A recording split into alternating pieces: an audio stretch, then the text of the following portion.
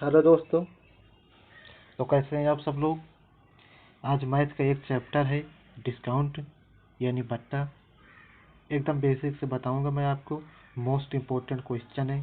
तो चलिए शुरू करते हैं। इसके पहले बेसिक जान लेते हैं डिस्काउंट कैसे निकाला जाता है। चलिए, जैसे कोई रेट है यहाँ पे, मान लीजिए 100 रुपये। कोई कह दे कि इस पर 10% का बट्टा है यानी 10% का डिस्काउंट है, तो आप रेट यहाँ लिखेंगे गुणे यहाँ पे 100/100।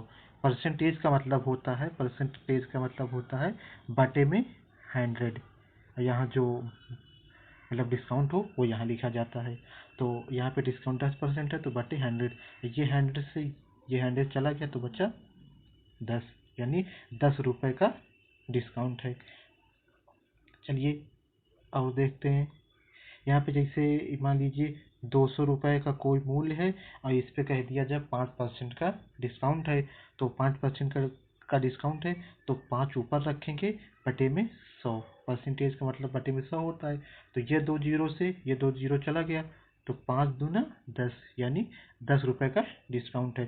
तो 200 में 10 रुपये का डिस्काउंट है, यानी वो चीज़ 190 में बेची जाएगी। ऐसे निकाला जाता है। और मतलब ऐसे नहीं करना तो मतलब इसकी फ्रैक्शन वैल्यू भी निकाल के कर सकते हैं। चलिए जानते हैं कैसे। जैसे 5% है तो इसका फ्रैक्शन वैल्यू कैसे निकालेंगे। परसेंटेज का मतलब होता है बटे में 100, तो ये बटे में 100 लिख दिया। कितना यहाँ पे 5 है तो 5 से काटेंगे कितना आ जाएगा, ये 5 दूनी 10, 20, मतलब 1/20 यहाँ पे। ऐसे ही मान लो 20% की निकाल लिए, 20% की, तो यहाँ पे हो जाएगा 20/100। मतलब ये जीरो से ये कट गया और 2 से इसको काटेंगे 5 बार तो आ जाएगा 1/5। अब इसका क्या यूज है चलिए जानते हैं। जैसे कोई वस्तु है, कोई किसी वस्तु का मूल्य 200 रुपये है और उस पर 20% का डिस्काउंट से मतलब दिया जाता है। तो 20% की फ्रैक्शन वैल्यू कितनी होती है, 1/5। अभी मतलब हमने निकाला था।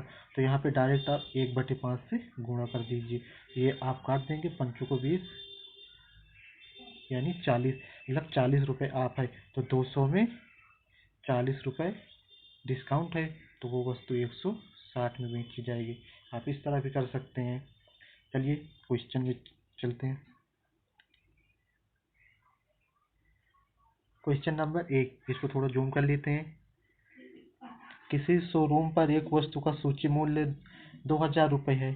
सूची मूल्य यानी अंकित मूल्य, मार्क प्राइस, तथा वह 20% तथा 10% के दो क्रमिक बट्टों पर बेची जाती है। उसका शुद्ध विक्रय मूल्य क्या होगा। मतलब 2000 का अंकित मूल्य है और 20% और 10% के दो क्रमिक बट्टों के बाद वो कितने रुपए में बेची जाएगी। तो अभी तो यहाँ पे चलिए निकाल लेते हैं 20% का फ्रैक्शन वैल्यू से करते हैं तो ये सबसे आसान पड़ता है। तो 20% का यहाँ पे हो जाएगा 20% का 1/5 अभी हमने निकाला था। अब 10% का निकाल लेते हैं उसी तरह से। तो हो जाएगा 10 बटे, नीचे आ जाएगा 100, एक जीरो से एक जीरो कट जाएगा, बराबर 1/10 आ जाएगा। अब ये 2000 रुपये का सूची मूल्य है। तो 2000 रुपये का सूची मूल्य है। अब 1/5, 20% का मतलब है 1/5, तो मतलब 5 रुपए की चीज में 1 रुपए का बट्टा है। और मतलब इसी तरह 10 रुपए की चीज में 1 रुपए का बट्टा है। तो मतलब 1 रुपए का बट्टा यानी 4 रुपए में बेची जाएगी। तो 4/5। अब फिर मतलब इसी तरह 1 रुपए का बट्टा है यानी 9 रुपए में बेचा जाएगा तो 9/10 ऐसे करते हैं। तो क्रमिक बट्टों के बाद अब ये मतलब ये जीरो से ये जीरो कट गया। अब 5 से काटेंगे 200 को तो ये पूरा 40 बार में चला जाएगा। पंचों को भी 0 0 आ जाएगा। चलिए कलर चेंज कर लेते हैं, थोड़ा रेड ले लेते हैं।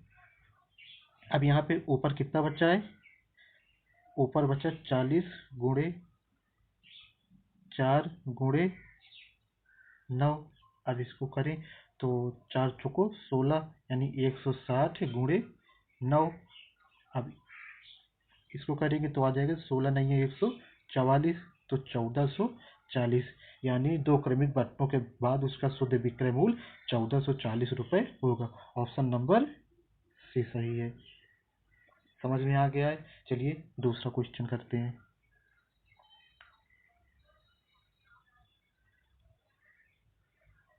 देखिए, किसी वस्तु को बेचने के लिए उसका अंकित मूल्य 240 रुपये रखा जाता है। यदि अंकित मूल्य पर 10% और 5% के दो क्रमिक बट्टे दिए जाते हैं तो उसका विक्रय मूल्य क्या होगा। तो फिर मतलब उसी तरह करते हैं। तो आप ये जो फ्रैक्शन मतलब परसेंटेज दिए हैं इनको फ्रैक्शन वैल्यू में आप चेंज कर लीजिए। तो 10% का देखिए, तो 10% का अभी हमने मतलब निकाला था। 10% का क्या निकाला था अभी, 1/10।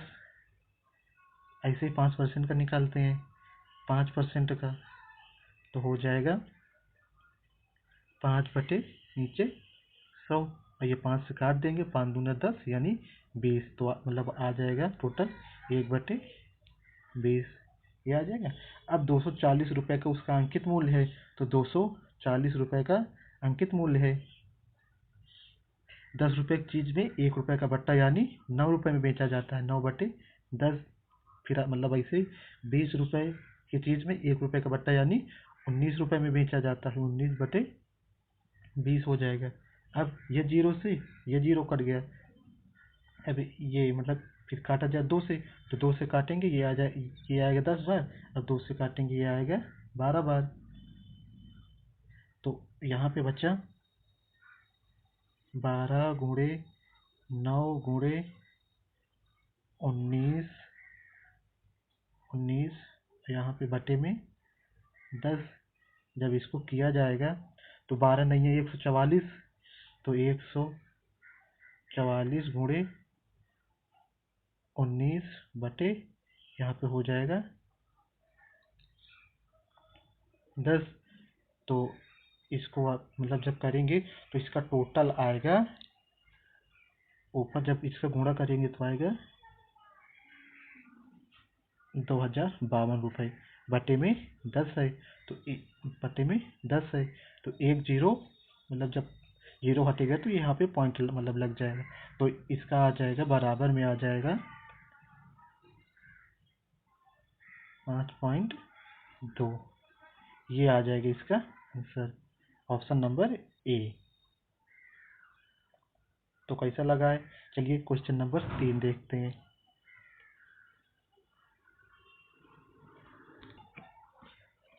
चलिए क्वेश्चन नंबर 3 देखते हैं। 1100 रुपये अंकित मूल्य वाली एक साइकिल को 10% बट्टा देने के बाद एक दुकानदार को 10% का लाभ होता है, तो साइकिल का क्रय मूल्य क्या होगा, मतलब कॉस्ट प्राइस क्या होगा। तो 10% बट्टा देने के बाद भी उसे 10% का मतलब लाभ होता है। तो मतलब 10% का बट्टा देगा तो कितना बचेगा, 90%। एकदम आसान तरीके से बता रहा हूँ। 10% बट्टा देगा तो कितना बचेगा, 90%। और जब 10% का लाभ कमाएगा तो कितना बचेगा, तो मतलब कितना हो जाएगा, 110%। मतलब 100 में जोड़ देते हैं 10%।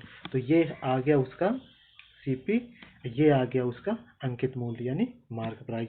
तो मार्क प्राइस ये आ गया, ठीक है। Mark price. तो अब 1100 रुपये अंकित मूल्य है, यानी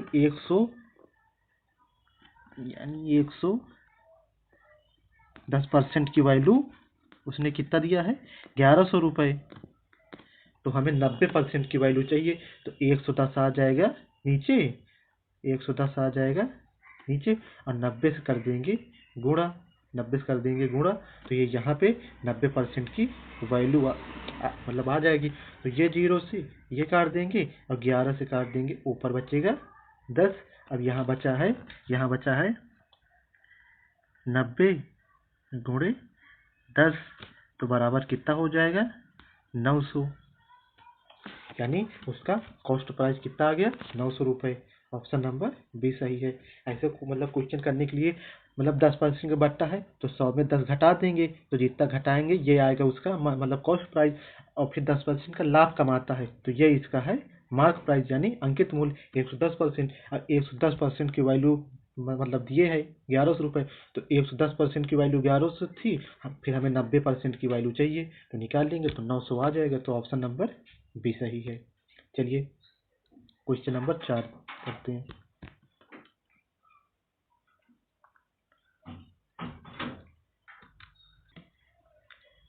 क्वेश्चन नंबर 4, एक दुकानदार किसी वस्तु के अंकित मूल्य पर 10% का बट्टा देता है और फिर भी 20% का लाभ अर्जित करता है। यदि उसका अंकित मूल्य 800 रुपये है तो उस वस्तु का क्रय मूल्य क्या होगा। इस तरह के क्वेश्चन करने का एक फार्मूला भी होता है, तो फार्मूला देखते हैं। फार्मूला होता है, यहाँ पे आप अंकित मूल्य मतलब लिखेंगे, मार्क प्राइस, फिर गुणे यहाँ पे 100 माइनस डिस्काउंट, मतलब कितने परसेंट का डिस्काउंट दिए हैं, फिर बटे यहाँ पे हो जाएगा 100, यहाँ पे हो जाएगा 100 गुणे 100 माइनस प्रॉफिट, यहाँ पे हो जाएगा प्लस प्रॉफिट। ये होता है फार्मूला इस तरह के क्वेश्चन करने का। तो चलिए मतलब इसी में करते हैं, केवल मतलब इस पे वैल्यू रख देंगे, क्वेश्चन आ जाएगा, मतलब आंसर आ जाएगा। तो चलिए करते हैं। इसमें दिए है मार्क प्राइस यानी 800 रुपये दिए हैं, तो 800 गुणे 100 माइनस बट्टा यानी डिस्काउंट, तो 100 में 10 चला जाएगा तो 90 बचेगा, बटे 10 प्लस प्रॉफिट, तो 20% का लाभ अर्जित करता है, तो 120। अब इसको काट देंगे, आ जाएगा, 0 से 0 कट गया। अब 3 से काट देंगे इसे, 3 से काटेंगे, 3 त्रिका 9, 30 बार, और ये काटेंगे 4 बार में। अब इसको 4 से काट देंगे, 4 दूना 8 यानी 20, तो ऊपर कितना बचा, 20 गुणे 30 यानी 3 दूना 6 यानी 600। तो ऑप्शन नंबर डी सही है। आप ऐसे भी कर सकते हैं, या बेसिक से जो मैंने क्वेश्चन नंबर 3 बताया वैसे भी कर सकते हैं। चलिए क्वेश्चन नंबर 5 देखते हैं। इस पर दिया, एक दुकानदार अपनी वस्तुओं के अंकित मूल्य पर 10% की छूट देकर भी 20% लाभ अर्जित करता है। जिस वस्तु का अंकित मूल्य 500 रुपये है वह उसे कितने में खरीदी होगी। खरीदी होगी मतलब कॉस्ट प्राइस यानी क्रय मूल्य। तो अंकित मूल्य कितने दिए हैं, 500 रुपये, तो वो वाला फार्मूले में रख देते हैं, आ जाएगा। अंकित मूल्य कितना दिए हैं, 500 रुपये, तो 500 गुणे या था 100 अंकित मूल्य गुणे 100 माइनस डिस्काउंट बटे 100 प्लस प्रॉफिट। तो 100 माइनस डिस्काउंट कितना है, 10, तो बचेगा 90, बटे 100 प्लस प्रॉफिट, तो कितना प्रॉफिट, 20%, तो हो जाएगा 120। अब इसको काट देते हैं, 0 से 0 का चला गया, 3 से काट देंगे, 3 त्रिका 3 चौको, ऐसे आ जाएगा। अब इसको 4 से काटते हैं, कट जाएगा क्या, 4 एक अन्नम 4, हाँ कट जाएगा। इसको 4 से काट देते हैं, 4 एक अन्नम 4 हो जाएगा, 4 दूना 8 हो जाएगा, 4 पंचे 20 आ जाएगा, गुणे 125 गुणे ऊपर 3 बचा। अब इसका कर देंगे तो आ जाएगा टोटल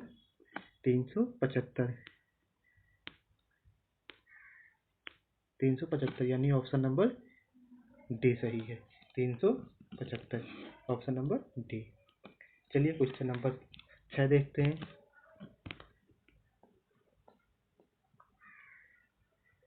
किसी वस्तु को उसके अंकित मूल्य पर 14% बट्टा देकर 387 रुपये में बेच दिया जाता है, तो वस्तु का अंकित मूल्य क्या होगा। अंकित मूल्य पर 14% का बट्टा देकर 387 रुपये में बेच दिया जाता है, तो 14% बट्टा देता है, तो बट्टा हमेशा मतलब वैल्यू कितनी रहती है, 100% की। 100% में मान लो उसकी अंकित मूल्य है 100%, मतलब हर चीज़ अपने आप में 100% होती है।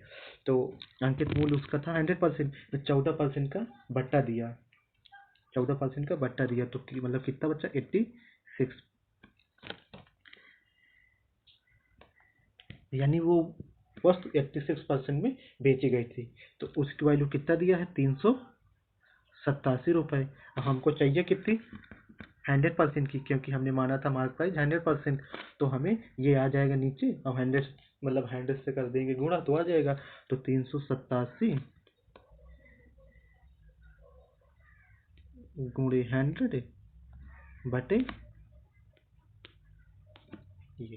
तो अभी इसको काटते हैं, कट जाएगा क्या यहाँ पे 7, यहाँ पे नहीं तो इसको 2 से काटते हैं। ये चला जाएगा 50 बार में और ये चला जाएगा 2 चौको 43 बार में। अब ये चला जाएगा, हमें लगता है 9 त्रिक 27, यहाँ भी लास्ट में 7 है, 9 त्रिक 9 बार में टोटल चला जाएगा 9 बार में ये। तो यहाँ पे कितना बचा 9 गुणे 50, तो 9 पना 45 यानी 450 रुपये आ जाएगा। तो ऑप्शन नंबर पहला ये सही है। देखिए देखिए कितना आसानी से हो गया। क्वेश्चन नंबर 7 देखते हैं। राहुल किसी वस्तु के अंकित मूल्य पर 25% डिस्काउंट लेकर एक वस्तु खरीदता है। ठीक, इस वस्तु को उसने 660 में बेचने से उसे 10% का लाभ होता है। यानी दुकानदार से खरीद के मतलब राहुल ने किसी अन्य व्यक्ति को बेच दिया 10% लाभ पर, तो वस्तु का अंकित मूल्य क्या होगा। तो उसने 10% का लाभ लेकर किसी अन्य को बेच दिया, तो इसमें 110% की वैल्यू दी है, तो ये 110% की वैल्यू कितनी हो जाएगी 660 रुपये। तो हम अब 100% की वैल्यू निकाल लेंगे कि जिससे ये पता चल जाएगा कि उसने इतने रुपये में वस्तु खरीदी थी। तो 0 से ये 0 काट देंगे, 11 से इसको काट देंगे, ये तो ये कट जाएगा 6 बार में, मतलब 1% की वैल्यू आ गई 6 रुपये। हमको 100% की निकालना है, तो 100% की 2 जीरो यहाँ बढ़ा देंगे, 2 जीरो यहाँ बढ़ा देंगे, तो 100% की वैल्यू आ जाएगी 600 रुपये। मतलब उसने दुकानदार से 600 रुपये में वस्तु को खरीदा था।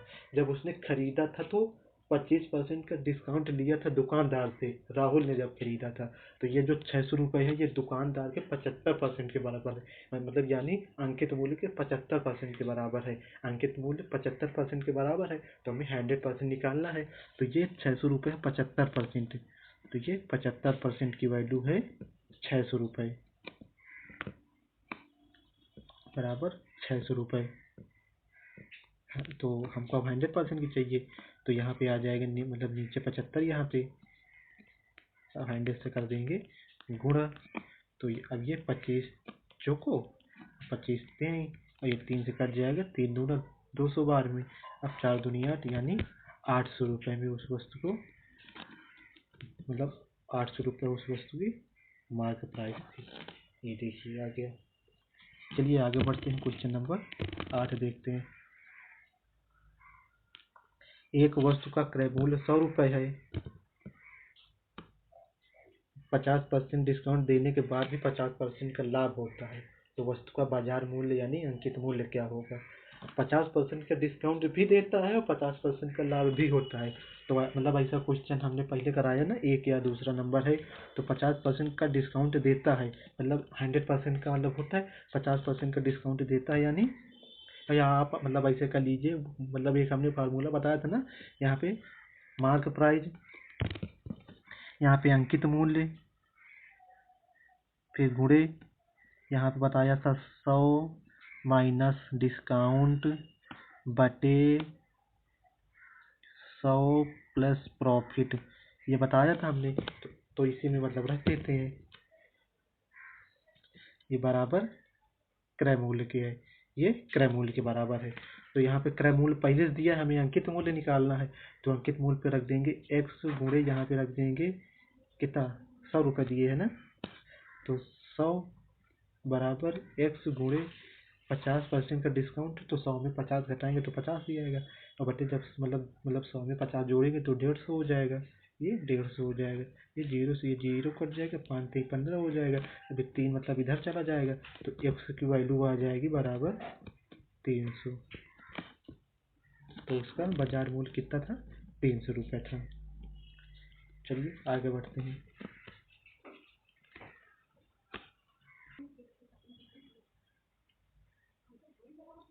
क्वेश्चन नंबर 9 देखते हैं। एक व्यापारी लागत मूल्य से 30% अधिक मतलब वसूल करता है। नगद अदायगी के लिए वह अपने उपभोक्ता को 10% छूट देता है, तो उसे कितने % का लाभ होगा। तो कॉस्ट प्राइस से वो 30% अधिक पैसा लेता है, और जब वो वस्तु को बेचता है तो 10% का डिस्काउंट देता है। तो मतलब इसको समझते हैं, देखिए कैसे, मतलब 100 रुपये क्या उसकी कोई चीज़ है, 100 रुपये की कोई चीज़ है, तो इस पे 10% अधिक मान लो अंकित करता है तो 110% उसने अंकित किया। फिर उसने एक मतलब चलो यहाँ पे ठीक है 10% उसका मान लो लागत मूल्य है, फिर उसने इसे 20% पे अंकित किया। ये देखिए 20% पे अंकित करता है 20% लाभ में, तो 120 रुपये अंकित करता है। और फिर जब बेचता है तो 10% का लाभ देता है, तो लाभ वो अरे मतलब छूट देता है, तो छूट देगा 120 रुपये में। तो 120 का जब 10% निकालेंगे हम, निकालना बताया था पहले ही आपको, ये कट जाएगा 0 0 मतलब 12 रुपये, मतलब 12 रुपये का वो छूट देता है। तो 12 मतलब 120 में जब 12 रुपये आप घटाएंगे तो 108 आएगा, यानी 100 रुपये की चीज़ को वो 108 रुपये में बेचता है, तब भी उसे 8 रुपये का फायदा होता है। तो वैसे करते हैं। तो 130 रुपये वो अंकित करता है, मतलब 100% की वैल्यू है, तो 130 रुपये अंकित करता है, फिर 10% की छूट देता है। तो 130 में 10% की छूट देता है तो कितना आएगा 13 रुपये। 130 में 13 रुपये की छूट देता है, यानी कितना बचेगा मतलब 117। 100 रुपये की चीज़ को 117 रुपये में बेचता है तो उसे कितने परसेंट का लाभ होगा, उसे 17% का लाभ होगा। Option number A. देखो कितना आसानी से हो गया। चलिए आगे बढ़ते हैं, क्वेश्चन नंबर 10 देखते हैं। एक व्यापारी अपनी चीज़ों पर क्रय मूल्य से 10% अधिक अंकित करता है। ये वैसे ही मतलब सवाल है। यदि वह अपने ग्राहकों को इसे 10% बट्टा देता है, वो बेचते समय 10% का बट्टा भी देता है, तो उसका लाभ या हानि कितनी होगी। मतलब 10% अधिक अंकित मूल्य करता है।